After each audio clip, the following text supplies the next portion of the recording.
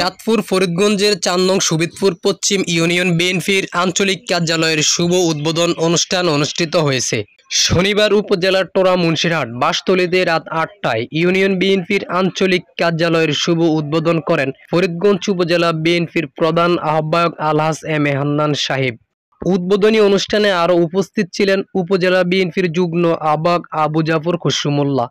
পশ্চিম Subidpur union বিএনপির সভাপতি Jahangir Alam blue, সাধারণ সম্পাদক ইকবাল হোসেন খলিফা ও সাংগঠনিক সম্পাদক জাকির হোসেন খান, উপজেলা যুবদলের সহ-সভাপতি গাজী তোহা মিলন ও আহ্বায়ক আবুল বাশার টিটু,